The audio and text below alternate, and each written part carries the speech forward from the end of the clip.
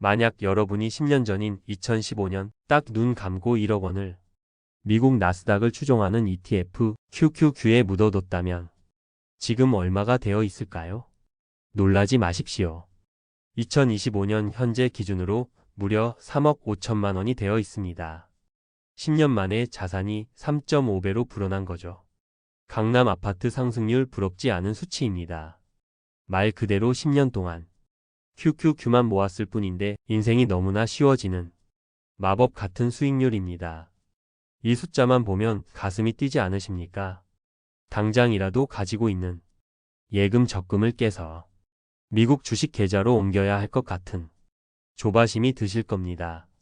그런데 잠시만 진정하시고 제 이야기를 들어보십시오. 이 영상을 보고 계신 50대, 60대 여러분께 진지하게 묻고 싶습니다. 여러분은 지금 당장 전 재산을 털어 QQQ에 넣으실 수 있습니까? 더 중요한 질문을 드려보죠. 2022년처럼 주가가 하루아침에 30% 넘게 폭락해서 내 은퇴 자금 1억 원이 순식간에 6천만 원이 되어도 밤잠 설치지 않고 버틸 수 있으신가요? 그리고 더 무서운 현실이 있습니다. 운 좋게 수익이 났다고 좋아했는데 갑자기 건강보험료 폭탄을 맞고 소중한 자녀의 피부양자 자격까지 박탈당할 수 있다는 사실 알고 계셨습니까? 수익률이 아무리 좋아도 세금과 건보료로 다 뜯기면 남는 건 상처뿐인 영광일지도 모릅니다. 오늘 영상에서는 지난 10년 QQQ 투자의 놀라운 시뮬레이션 결과를 냉정하게 팩트 체크하겠습니다. 그리고 한국의 중장년층이 반드시 피해야 할 세금과 건보료의 함정, 마지막으로 이를 피해 가장 안전하게 내 자산을 3.5배로 불리는 구체적인 계좌 전략 3가지를 알려드립니다. 이 영상을 끝까지 보시면 여러분의 노후 준비는 막연한 두려움이 아닌 구체적인 확신과 설렘으로 바뀔 것입니다. 먼저 우리가 왜 1억 원이라는 돈을 주식시장에서 모으지 못하는지 그 뼈아픈 현실부터 직시해 보겠습니다. 많은 분들이 QQQ가 좋다는 건 알지만 정작 돈을 번 사람은 드뭅니다. 왜 그럴까요? 바로 변동성이라는 괴물 때문입니다. 여기 우리 주변에서 흔히 볼 수 있는 김철수님의 이야기를 들려드리겠습니다. 올해 58이 된 김철수님은 3년 전 은퇴를 앞두고 큰 결심을 했습니다. 평생 모은 퇴직금과 여유 자금 2억 원을 당시 승승장구하던 미국 기술주 바로 QQQ의 거치식으로 한 번에 투자했습니다. 철수님은 생각했습니다. 미국은 망하지 않는다. 나스닥은 무조건 우상향한다. 유튜브에서도 다들 그렇게 말했으니까요. 하지만 운명의 장난처럼 그가 투자한 직후인 2022년 금리 인상이 시작되면서 기술주가 폭락했습니다. 계좌의 평가 손실은 매일 눈덩이처럼 불어났습니다. 마이너스 10%, 마이너스 20%. 어느 날 계좌를 열어보니 2억 원이었던 돈이 1억 4천만 원이 되어 있었습니다. 순식간에 6천만 원이 증발한 겁니다. 철수님은 밤에 잠을 잘 수가 없었습니다. 천장을 보고 누우면 날아간 6천만 원이 아른거립니다. 그 돈이면 자식 결혼 자금에 보탤 수 있었고 차를 바꿔도 2번은 바꿨을 돈입니다. 결국 그는 더 떨어질지 모른다는 공포를 이기지 못하고 바닥에서 전량 매도 버튼을 누르고 맙니다. 그 이후 시장은 거짓말처럼 반등했습니다. 하지만 철수님은 이미 시장을 떠났습니다. 원금 손실의 충격으로 다시는 주식시장 근처에도 가지 않게 되었죠. 이건 철수님만의 이야기가 아닙니다. 통계적으로 개인 투자자의 90%가 겪는 일입니다.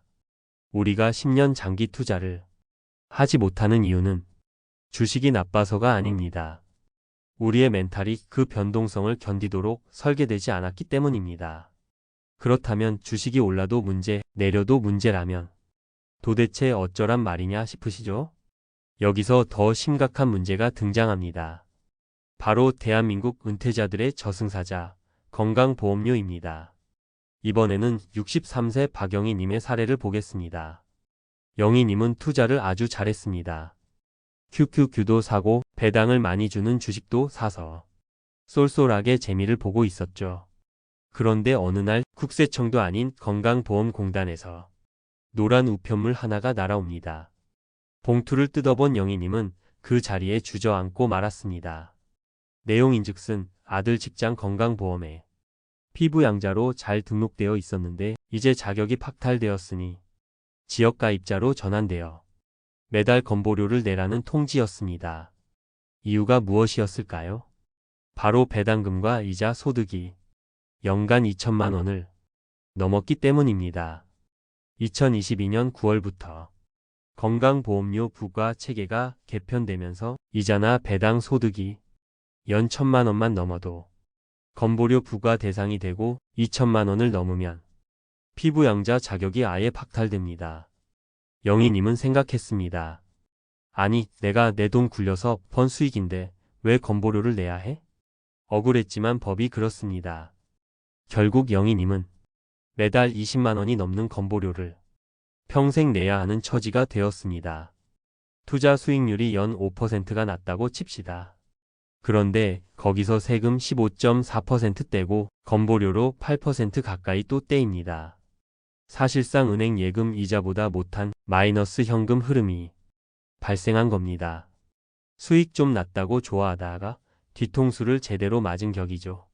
자, 지금까지 우리는 김철수님의 몰빵 투자 실패와 박영희님의 건보료 폭탄 사례를 살펴봤습니다.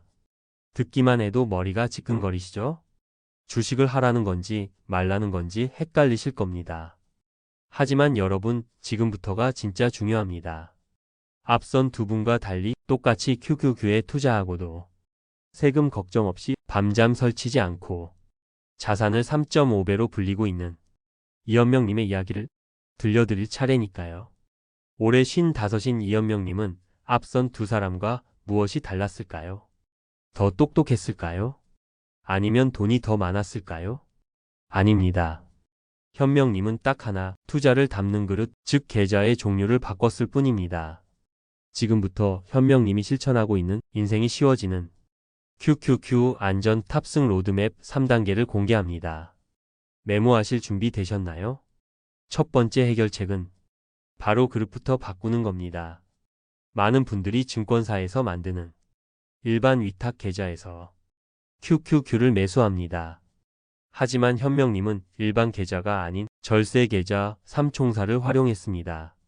바로 연금저축펀드, IRP, 그리고 중개형 ISA입니다. 왜 굳이 이 복잡한 이름의 계좌들을 써야 할까요? 가장 큰 이유는 세금입니다. 일반 계좌에서 해외 ETF를 매매해서 수익이 나면 22%의 양도소득세를 내야 합니다. 1,000만 원 벌면 220만 원이 세금으로 나가는 거죠. 하지만 연금 계좌에서 매매하면 당장 세금을 한 푼도 내지 않습니다. 이걸 과세 이연이라고 하는데요. 세금으로 나갈 돈이 계속 계좌에 남아서 재투자되니 복리 효과가 극대화됩니다. 그리고 나중에 만 55세 이후에 연금으로 받을 때 3.3%에서 5.5%의 아주 낮은 연금 소득세만 내면 됩니다. 22%와 3.3% 차이가 느껴지시나요? 하지만 진짜 핵심은 따로 있습니다. 바로 건강보험료입니다. 앞서 박영희 님이 겪었던 악몽 기억하시죠? 그런데 놀랍게도 연금저축과 IRP 같은 사적 연금 계좌에서 발생하는 수익은 현재 건강보험료 산정소득에 포함되지 않습니다. 즉, 연금 계좌 안에서 배당금을 연 2천만 원이 아니라 5천만 원을 받아도 건보료 폭탄을 맞을 일이 없다는 뜻입니다. 자녀의 피부양자 자격도 안전하게 유지할 수 있습니다. 이것 하나만으로도 여러분이 연금 계좌를 만들어야 할 이유는 충분합니다. 두 번째 해결책은 타임버킷, 즉 시간의 양동이 전략으로 변동성을 잠재우는 것입니다. 이게 무슨 말이냐면 50대인 여러분의 자산을 쓸 시기에 따라 3개의 양동이에 나눠 담으라는 겁니다. 만약 은퇴 후 생활비가 당장 필요한데 주식시장이 폭락한다면 어떡하시겠습니까? 눈물을 머금고 헐값에 주식을 팔아서 쌀을 사야 합니다. 이걸 전문 용어로 수익률 순서의 위험이라고 합니다. 이걸 막기 위해 현명님은 이렇게 나눴습니다. 첫 번째 양동이는 단기 자금입니다.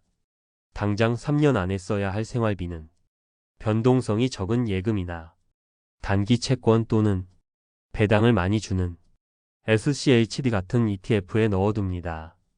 시장이 폭락해도 여기서 나오는 현금으로 버티는 겁니다. 두 번째 양동이는 중기 자금입니다. 3년에서 10년 사이에 쓸 돈이죠. 여기에는 채권과 주식을 섞어서 안정적인 수익을 추구합니다. 그리고 마지막 세 번째 양동이 10년 뒤에나 건드릴 장기 자금. 바로 이 양동이에 QQQ를 담는 겁니다. 당장 주가가 반토막이 나도 상관없습니다. 어차피 10년 뒤에 꺼낼 돈이니까요. 오히려 떨어지면 싸게 살 기회라며 웃을 수 있습니다. 여러분이라면 이 상황에서 어떤 선택을 하시겠습니까? 폭락장에서 생활비를 벌기 위해 주식을 파는 김철수 님이 되시겠습니까? 아니면 미리 준비된 배당금 양동이에서 생활비를 꺼냈으며 여유롭게 시장 반등을 기다리는 이현명 님이 되시겠습니까? 마지막 세 번째 해결책은 거치식이 아닌 무지성 적립식 일명 DCA 전략입니다. 목돈이 있다고 한 번에 넣지 마십시오. 앞서 김철수님의 실패 원인이 바로 그것이었습니다. 현명님은 가진 목돈을 24개월, 즉 2년치로 나누었습니다. 그리고 매달 월급 날마다 기계적으로 정말 아무 생각 없이 QQQ를 매수했습니다. 주가가 오르면 기분 좋아서 사고 주가가 내리면 더 많은 수량을 싸게 살 수 있어서 기분 좋게 샀습니다. 지난 10년 시뮬레이션 데이터를 다시 한번 볼까요? 매월 100만원씩 10년을 적립했을 때 초반 3에서 4년은 정말 지루합니다. 원금은 쌓이는데 수익은 별로 안 나는 것 같거든요. 하지만 7년 차가 넘어가는 순간 그래프의 기울기가 급격하게 가팔라집니다. 이자가 이자를 낳는 복리의 마법, 바로 스노우볼 효과가 터지는 구간입니다. 이 지루한 초반 구간을 버티게 해주는 힘이 바로 적립식 투자입니다. 내가 산 가격이 평균 단가가 되어 고점에 물릴 위험을 획기적으로 줄여줍니다. 자, 정리해 보겠습니다. 오늘 우리는 QQQ 10년 투자가 가져다주는 놀라운 수익의 기회와 그 이면에 숨겨진 변동성, 그리고 한국 특유의 건보료 리스크까지 살펴봤습니다. 결론은 명확합니다. QQQ는 훌륭한 자산입니다. 하지만 한국의 은퇴자에게는 무엇을 사느냐보다 어디에 담느냐가 훨씬 더 중요합니다. 세금을 모르면 수익의 절반은 남의 돈이 됩니다. 건보료를 모르면 노후 생활비가 구멍납니다. KB금융 보고서에 따르면 통계적으로 우리 인생에서 버는 돈보다 쓰는 돈이 많아지는 소위 적자 인생이 시작되는 나이가 평균 61세라고 합니다. 아마 이 영상을 보시는 많은 분들이 그 나이를 지나고 계시거나 목전에 두고 계실 겁니다. 불안하실 겁니다. 100세 시대라는데 내 돈이 먼저 떨어지면 어떡하나 잠 못 이루는 밤도 있으실 겁니다. 하지만 여러분 두려워하지 마십시오. 늦지 않았습니다. 오늘 말씀드린 연금 계좌 3총사, 타임버킷 전략, 그리고 꾸준한 적립식 투자. 이 세 가지 원칙만 지킨다면 여러분의 60대, 70대 앞에 놓인 그 높은 벽은 걸림돌이 아니라 든든한 계단이 되어줄 것입니다. 지금 당장 해야 할 일은 아주 간단합니다. 영상이 끝나면 바로 주거래은행이나 증권사 앱을 켜보세요. 그리고 검색창에 연금저축이라고 쳐보십시오. 혹시 예전에 만들어두고 잊고 지낸 계좌가 있지는 않은지 확인해 보세요. 없다면 비대면으로 5분이면 만들 수 있습니다. 그리고 딱 일주라도 좋으니 그 절세 계좌에서 ETF 매수를 시작해 보시길 권합니다. 시작이 반이 아니라 시작이 전부입니다. 여러분의 노후 준비, 지금 어떤 계좌로, 어떤 전략으로 하고 계신가요? 혹시 나만의 꿀팁이 있거나 반대로 도저히 풀리지 않는 고민이 있으신가요? 댓글로 여러분의 이야기를 들려주세요. 여러분의 소중한 경험과 질문이 다른 분들에게는 큰 위로와 정보가 됩니다. 저도 댓글 하나하나 꼼꼼히 읽고 답변 드리겠습니다. 오늘 영상이 여러분의 인생을 조금 더 쉽게 만드는 데 도움이 되었다면 구독과 좋아요 부탁드립니다. 여러분의 작은 관심이 제가 더 좋은 영상을 만드는 큰 힘이 됩니다.